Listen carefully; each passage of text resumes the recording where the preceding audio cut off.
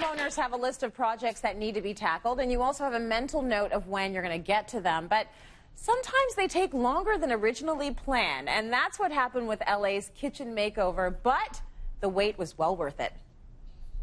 5 years ago, my husband and I tackled our modest kitchen for a DIY makeover for Cityline with a less than $5,000 budget. We painted the cabinets, we installed a new inexpensive laminate countertop, but the idea was it was going to last us 5 years until we could do our dream kitchen, and guess what?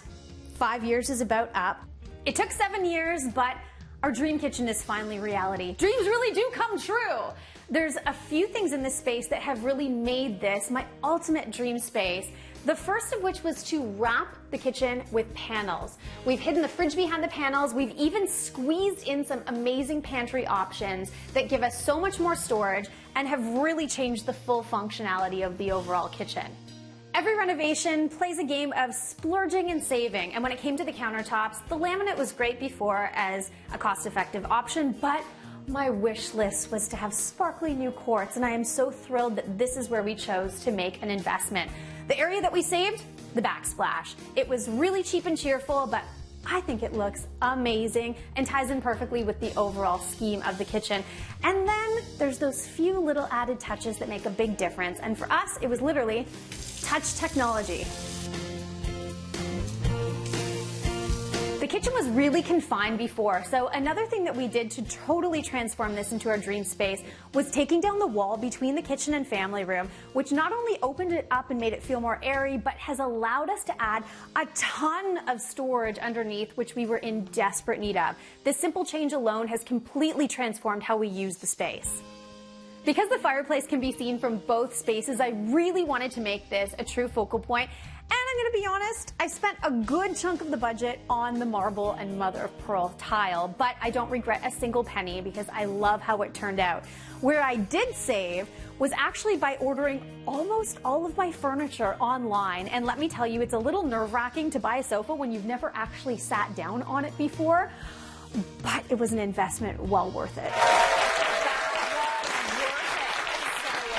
So many of our viewers at home that are in the same situation. We talk and talk and talk about when we're going to renovate or finish it, and it doesn't happen for a long time. It's hard to do. It's hard to do. I finally did. Yes, and it looks amazing. So a couple of tips just on how you might save a lot of money and help your whole process along. Right. What did you use in order to get rid of all your cabinets? So for the demo, which was probably part of why we prolonged the process for so long, because nobody wants to live in mess and do all the demo themselves. So I actually called up my friends at Habitat for Humanity, and they have a decon program where they will come and deconstruct the kitchen and take it away for free. And not only that, I got a tax receipt for them doing all the work for donating the kitchen. So it's really great thinking that my kitchen is it's getting a second life somewhere else that other people will use. Do they come in for free? They do.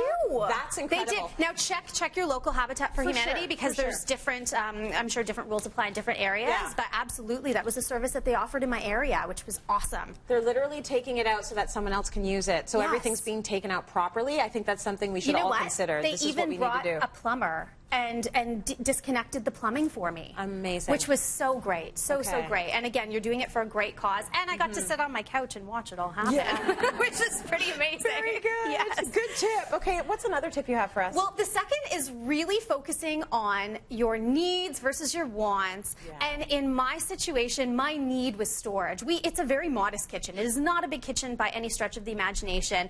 But instead of going to my want list of a built-in espresso machine and all these other things, I really didn't need those. I really needed storage. So things like the back of our island, we actually incorporated where there otherwise would have been a dead corner, a little hidden cabinet at the end. So now glassware goes back there. That's the cabinet where under the sink is the dead man zone where you could never reach anything. So by just bringing the door on the opposite side and concealing it with a touch panel made all the difference. Something so simple has now maximized that for our dining room dishware. That is so smart. So smart. Simple things. The more storage, the better. Yes.